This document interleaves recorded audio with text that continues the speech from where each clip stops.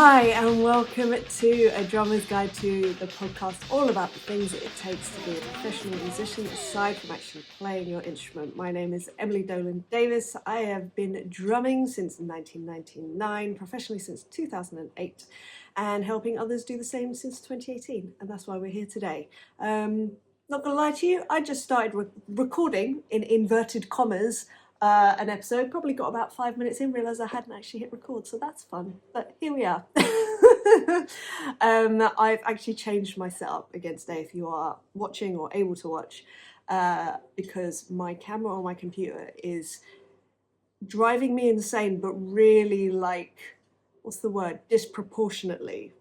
The fact it keeps, like, washing me out to the point that I don't feel like, I feel like I look like an alien sometimes, and I'm like, it's not cool, I don't like it. So big, secret, big, what's the word, like, feeling a bit shameful about this. I'm using my phone to record this right now, so I'm hoping that the audio is as decent.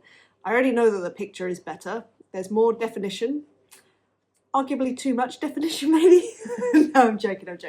But anyway, I digress. Here we are. There's a very large chance that my doorbell is going to go at some point because I'm expecting a package, so we'll deal with that when it comes, because it will, because that's the law of life. But yes, anyway, right, this week, excitingly, I have a question from a viewer who I think I know who it is, but I won't obviously say. They've left their name, but it's only their initial for their last name, so I think I know who it is, and if it is, hey.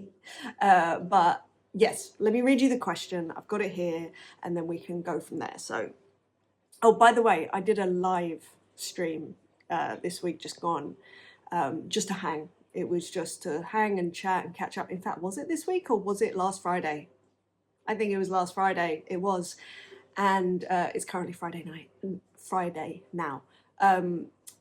It was so fun. I can't even begin to say how much fun it was, just getting to chat and just chat rubbish. Like, there was no agenda, and honestly it was terrifying for me, just turning up without like something to talk about, and just being.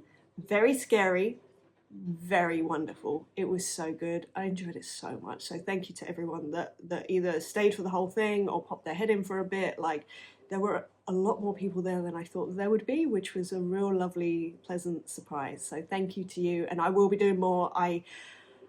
Within 3 minutes of doing it, I was like, why haven't I been doing this more? I want to do this more. And before, I think it was because I didn't have the energy reserves to be able to dedicate to doing a hang like that, because it does take a lot of energy out of me, because, you know, I love chatting. I love it, but my body sometimes goes, I know you love it, but I don't love it because I can't keep up. So I have to be a little bit mindful of that. But I think I should be able to do it in a way that is vaguely sustainable to do at least once a month. I'd really, really enjoy that. So yeah, if you are interested in that, in just hanging and chatting with no agenda, you can come with questions, like specific questions about like your music career and all of that, or you can just come chat to me about food, books that you like at the moment, podcasts, like whatever. Like, we literally, I can't even remember what we spoke about. It was just a barrage of beautiful rubbish, and I mean that with the most respect and the most love, because that's how I roll and how they roll, and or how you roll if you're listening right now. And I love that. I love that we connect in that way. It's just, we don't need to be constantly giving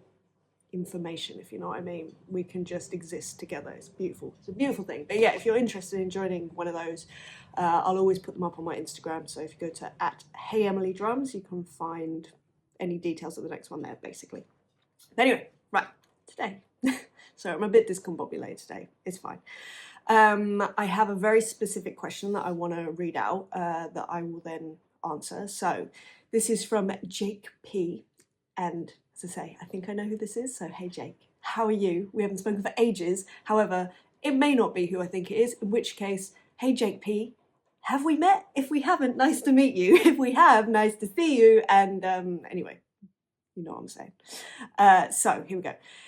Hey Emily, just wondering what your thoughts are on having multiple social media accounts to promote different sides of what I do. Specifically, I love specifics. I have Instagram just for me as a drummer and everything I do, live, studio, musical theatre, etc.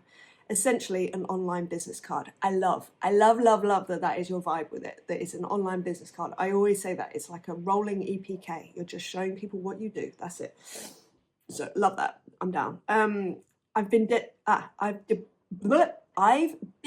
debating starting a second account just for my remote sessions as I collect studio content faster than live, and I want to keep a balance of the two and not have the studio outweigh live. Having the second account would mean, as well as performance videos, I could also post in a more salesy way, sharing reviews, pinned stories, or story highlights where I discuss what my service actually is, and also eventually running ads. Thanks in advance and apologies for the long question. Jake P. Okay, so I love this question so much, and it's partly because I had almost exactly the same problem. I don't know if it's a problem, but scenario. And that was when I was touring. I was touring with, well, I suppose a few different people when I started my remote recording business. So when was that? That was 2016. So yeah, I would have been touring with Howard Jones when I first started my remote recording business. And then I was touring with Kim Wilde. There are a few other things in between, the Voice Kids as well. So I had those three live things, if you like, going on at once. And then, I don't know why I did that in inverted commas.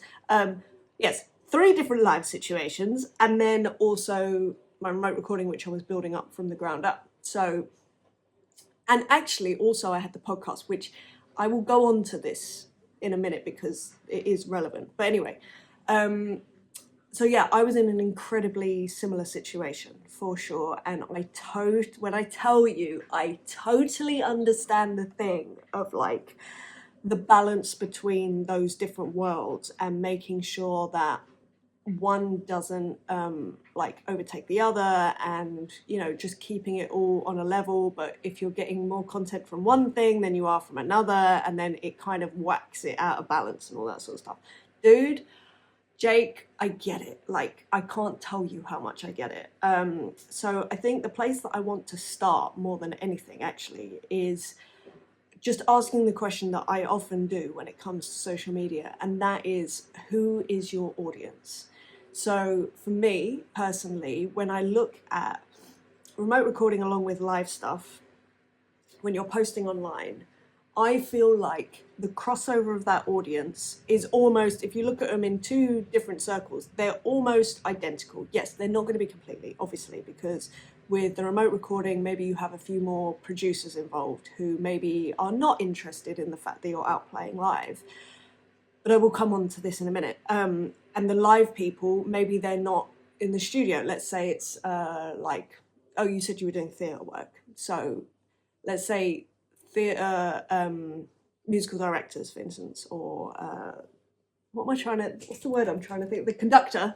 Thank you. Thank you, self. As if there's someone here. I'm so sorry. I know I sound so crazy sometimes. The conductor maybe would not be as interested with the remote recording side of stuff that you do. However, in reality, a musician is a musician. We all have different aspects to our careers, different things that we do. A conductor on a musical theatre show probably has their own solo artist stuff that they're doing. Maybe not, but maybe. And they are none of us are one-dimensional. So I think personally, the crossover of those 2 worlds, I'm going to put it as live and as remote record, so studio. Let's say studio, live and studio. I think the crossover in terms of audience and how you're pitching yourself is very much a similar area. And if anything, personally, I think that one feeds the other. I think by, saying, oh, I'm out doing this show at the moment, and posting something about that, it just shows your experience. I'm just realizing how incredibly loud my washing machine is right now. And I'm really hoping that it's not coming across on this video, but I'm gonna go shut the door just in case it helps. I'm really hoping that that hasn't affected your sound as much as it has in here, because honestly, it's like completely different. Anyway, so yes, what were we saying? We were saying that, yeah, I think that, let's say you're doing, so let's say a producer is looking at your profile right now, and they're seeing that, yeah, you're in the studio, you're doing stuff, blah, blah, blah, blah, blah. They also see that you're out playing live in a variety of different scenarios, which it sounds like, which is cool, by the way. I love that. You know, I love that. Diversification. But that is only going to add, I think, personally, to someone looking at your profile and basically being shown, A, look how busy this person is, B, look how in demand this person is, and C, look at how experienced this person is, because they're not just doing the one-dimensional thing. And especially when it comes to recording, you want people that have a lot of experience in different styles, especially if it's a producer. Chances are they're working with lots of different artists in various genres. They might be sort of in a similar area, but there's always going to be these outliers, and sometimes extreme outliers of projects that they do.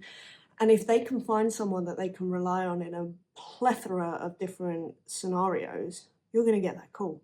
So I think that actually the live will feed the studio. And I also think the other way around. I think, you know, people who are looking for someone to go on tour, say, if they see that when you're off tour, you're in the studio, you're working, you have something that you do when you're off the road, that is very, I think that's actually quite appealing, especially to artists and management, because often a big problem with being a session musician touring purely is that when I find often, and I know that it is different depending on the artist, but in my experience, you will often have a year on for touring where there'll be a lot of touring work and all that sort of stuff.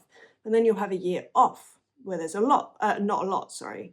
And often the session musicians will go off and find other work in that time, which is great. It's just what we do. It's what we have to do.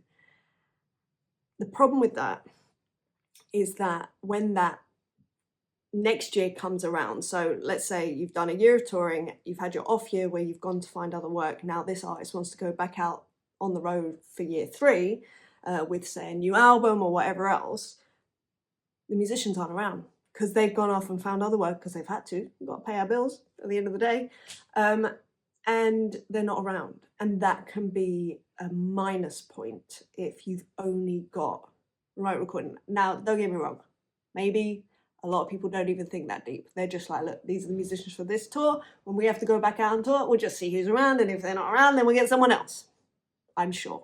But I like thinking about things in a very specific way.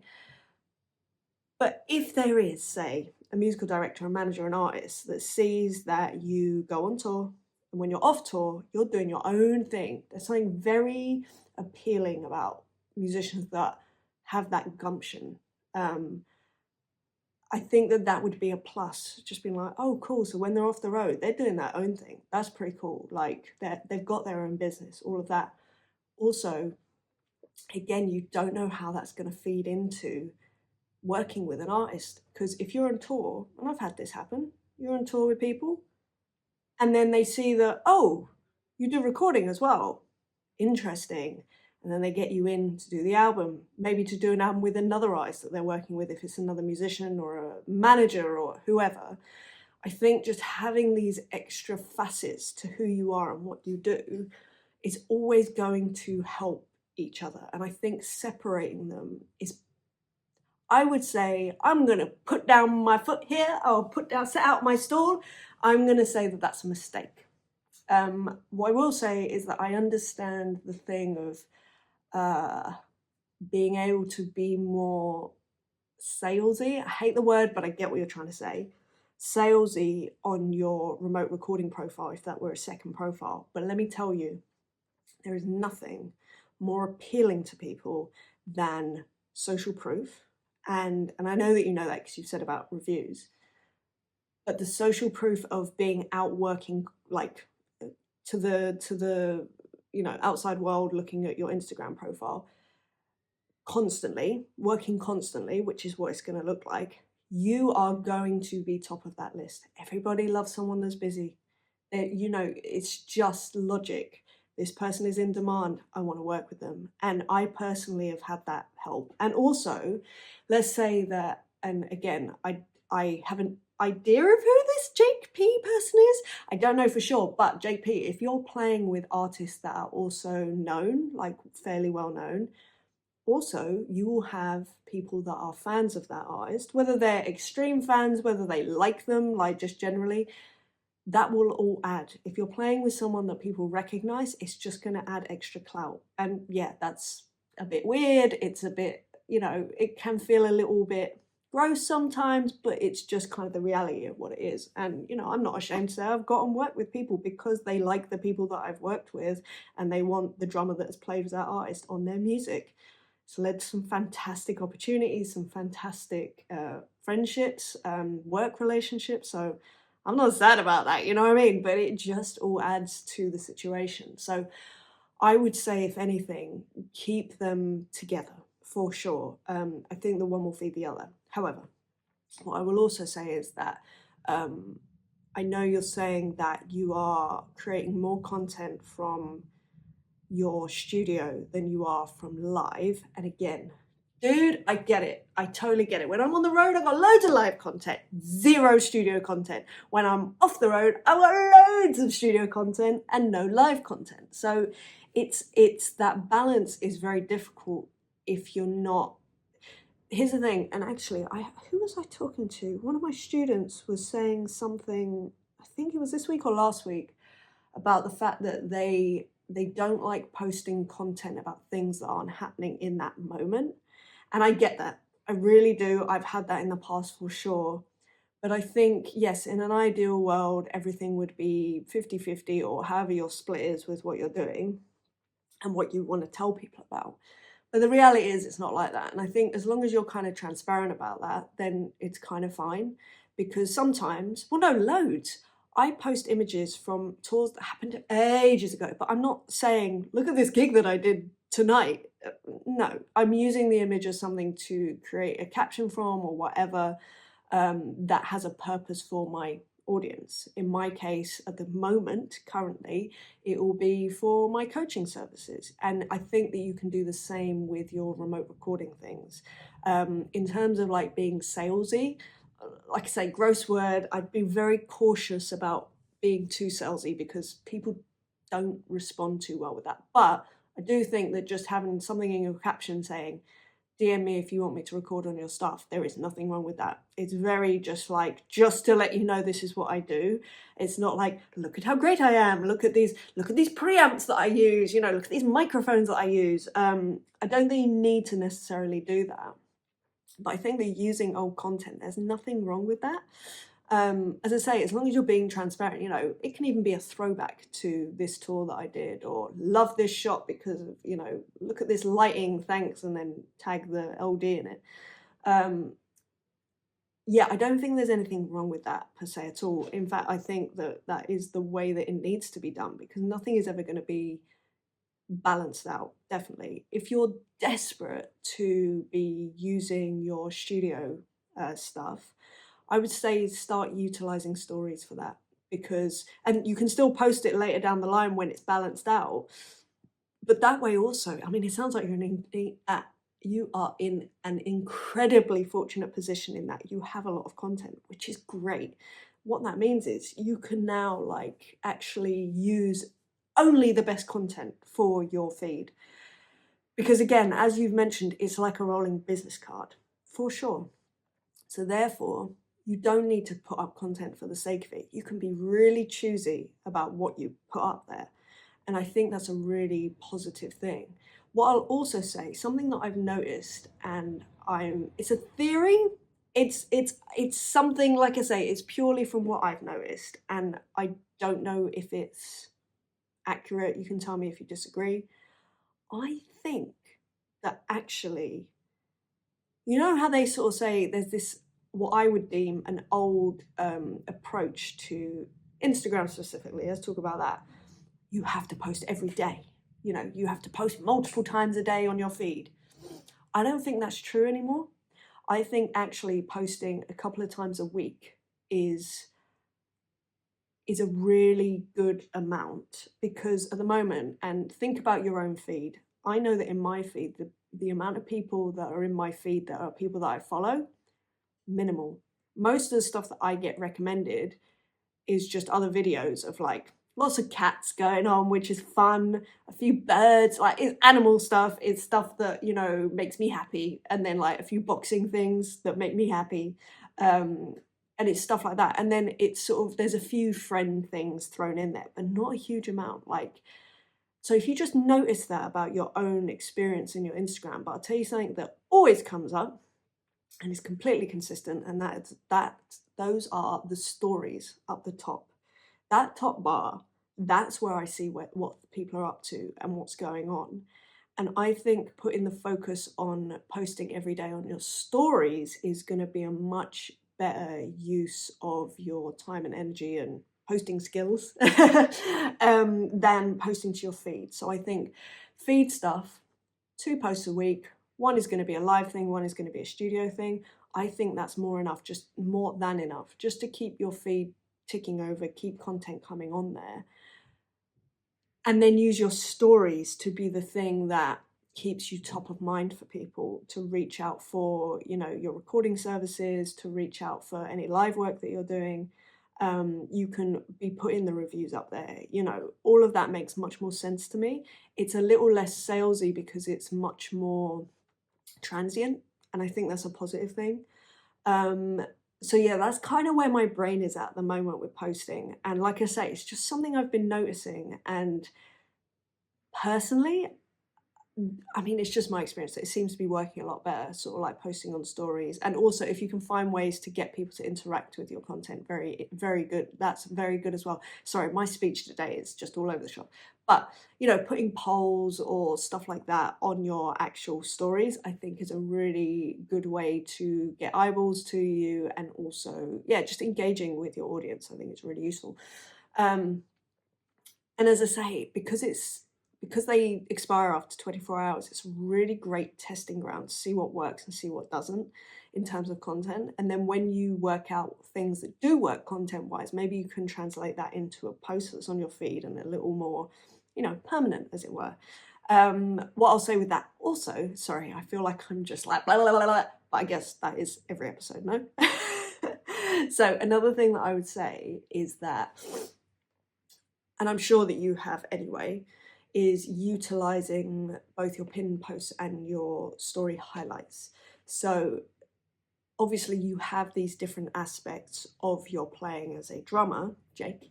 And so what I would do is have 3 very specific posts. So, posts that are pinned to your profile. So the first one could be a live show reel that just shows all the different types of gigs you've been doing. You know, this can be either like very short snippets cut against a piece of audio that you've recorded separately in your studio. That's what I would recommend, because it keeps people's attention. You know, they can clearly see that you can play because you're working a lot. It's more about the visual of what do you bring to a gig when you're playing. Like, what is the energy? What is the vibe? What kind of gigs are they playing? You know, oh, look at the variety of gigs that they're playing. It's that sort of thing. So I'd say that put that as maybe your first one. I don't know. Personally, I'd put that as my first one, because I think that feeds more into the recording side of stuff as well. It's kind of like, what is your energy? What is the vibe that you bring? I think the second one can be about your remote recording. It can be about like maybe what the process looks like, or you talking about, you know, your business as a remote recording drummer. You can add in the reviews that you've got as overlays. You can also you know, add in all the different videos that you've been making of you performing, recording and doing all that, and cut that in like with your voice over the top. Also, obviously, record some sort of drum track to go underneath that you've recorded in your studio. You know, you can make a real nice little production about that, just kind of showcasing what you do, why you do it, or more importantly, what you can bring to your potential clients. Like, what is it that they can expect from you? What can you do for them? I think if you always frame it as that is very useful, because I think a lot of people, remote recording people especially, really focus on things like, you know, who they are and what gear they use, rather than what their potential client want, if that makes sense. I hope that makes sense. So I think always pitch it around that. Very useful. So that would be the second one that I would kind of think about pinning.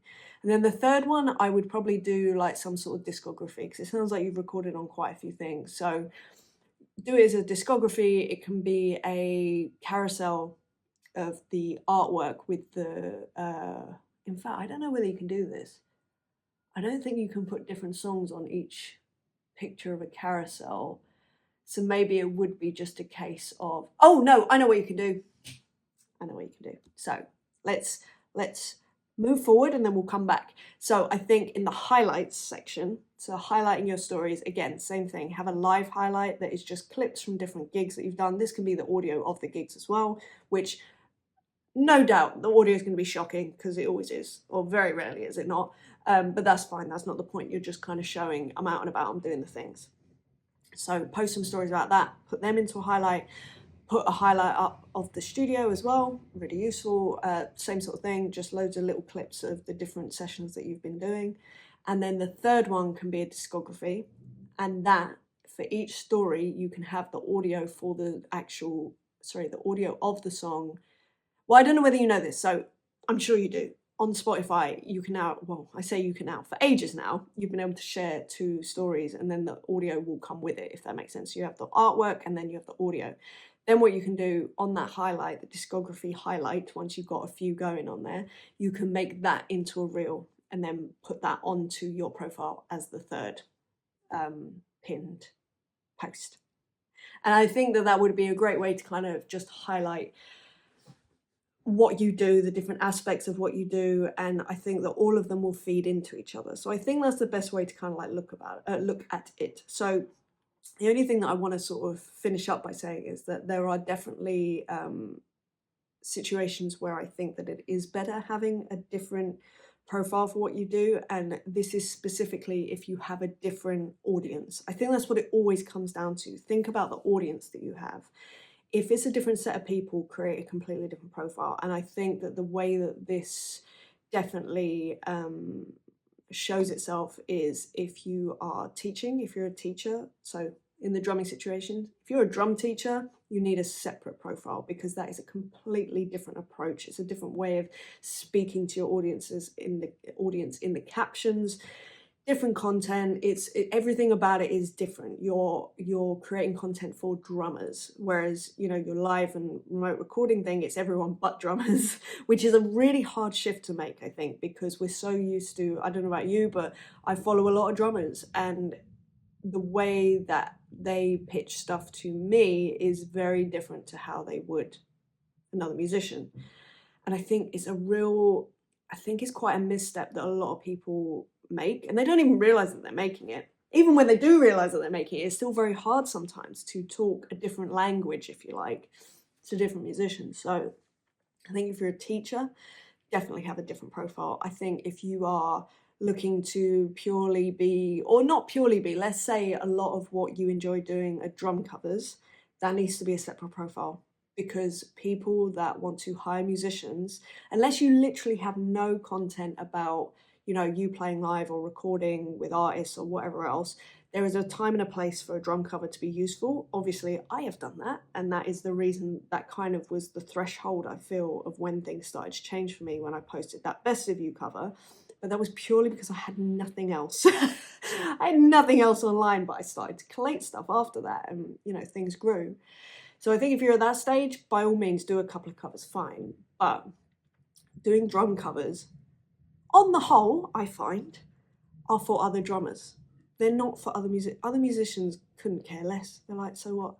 You're playing to a song, great. Either that or it's for a fan of that band or that artist, which again is fine, but they're not going to be hiring you for work. So I think being very mindful of that and then making a call off the back of that in terms of whether you have a separate profile. I think, like I say, the question always comes down to who is the audience and are they different? If it's a different audience, create a different profile, 100%. And again, I actually haven't done that. I suppose partly because, why haven't I done that? I think it's because honestly, I can't be asked to have 2 different profiles to keep up. I can barely do one. So I'm gonna try and not do that at every cost. I've tried having multiple profiles before. I'm no good at it. I don't have the energy all the time. So yeah, definitely weigh that up whether it's worth it also, because look, doing things imperfectly is better than not doing it at all perfectly, if you know what I mean. You know what I mean? I don't know what I mean. So yeah, I'd say have a always bring that into the equation too. Like, is it realistic keeping up 2 profiles? For me, no, absolutely not. So what I do, depending on where I'm at in what I'm doing, I pivot. So as you may know, if you see my Instagram, you know, for the last, I guess, 2 years now, I guess, yeah, it must be, probably longer actually, I've pivoted into the coaching side of things, which is more, whereas before my profile was very much aimed at producers, musicians that were on the road, you know, people that are out there doing it professionally, and I'm just going, hey, here I am, how you doing? Hire me. Whereas now it's more focused towards musicians that are aspiring to be pro, or they are sort of like newly into the professional world, they want some support, all that sort of stuff, or, you know, young ones, teenagers that are like, right, I have no idea what I need to do, let me learn. So that's more my audience. And also just feeling for musicians that might feel a little bit like isolating, like, oh my gosh, I'm going through this and no one else has ever gone through this, and I'm here going, hi, yep, me too, been there, nightmare. Let's talk about it. So yeah, my audience has definitely shifted over the last couple of years, but again, I ain't starting a new profile for that, I am sorry. And I do use old live photos at the moment, or not even live photos, some like studio photos that are kind of more posed or whatever, just to have a visual to then to facilitate, I suppose, the information that I'm trying to get over, if that makes sense. But for me, my profile now is more about connecting with people in their experiences, other musicians in their experiences and things they might be struggling with. That is such a different mindset to, like I say, musicians that are looking for drummers to come on tour with them, to record a song for them, to record an album for them.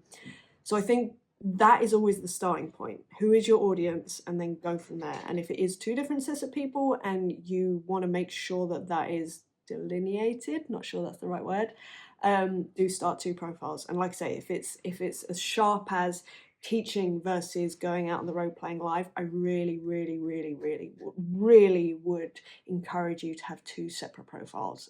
Just from my own experience, what I see, because, you know, an MD seeing a post about you saying, look at this sticking exercise that I'm doing, that you're doing on a practice pad, to me, instantly, I would be like, oh, this person's still learning. And they might not even watch the thing, they might not even watch the flipping, they might not even read the caption, they might just go, oh, they're still learning, they're still in their educational phase. They're not a safe pair of hands, I can't call them. It's a very quick judgment. Is it ideal? No, but it is realistic. Definitely, they want someone that they are, you know, you're showing them, look at what I do on stage. You know, if they see a dynamic photo of you playing, then they're like, wow, this person knows their stuff enough that they have the freedom to perform with this and express, and, you know, that they're not tense, they're big and they're bold and they're, you know, there's confidence there. That is so much more important to an MD than, like I say, a sticking that you've written out in the caption to help your students, which you and I know, fantastic, love that. But it comes across a certain way. So I hope that that makes sense. Maybe it doesn't, but yeah, hopefully it does. And I hope that I have answered your question, JP. I really do. And thank you for your question more than anything, because I really, really, really love responding to very specific questions. So with that being said, I will leave it there, I think. So if you've enjoyed this episode, please do feel free to like, share and subscribe. If you have a question of your own that you'd like me to answer on a future episode, please write in with them, because I just love knowing that I'm definitely helping at least one person, or attempting to. Maybe I haven't, but I'm attempting to. That's my intention. It's all I can do. So if you have a very specific question, then please go to emilydrums.com/AMA. If you want to come follow me on Instagram and, you know, be up to date with all the live hangs and stuff like that, and anything else that I decide I'm going to do on a whim or whatever else, then if you find me at Hey Emily Drums. And if you'd like to book in with me for a free 30-minute discovery call where we talk about your goals, your aspirations, where you're at right now, what you're struggling with, and hopefully how I can help you. And that'll be in the moment. I'll let you know things that come to mind right then and there. But then we will also talk about working together more long term if that's of interest to you. You can go to emilydrums.com. You can book in that free discovery call there. But anyway, I hope you have a lovely day, wherever you are, whatever you're up to. Amazon didn't come in the end, which is really nice, but I bet you they will the second I stop this, which is good. But yeah, I hope you're well, and I really look forward to seeing you on the next episode. All right, I'll speak to you soon. Bye.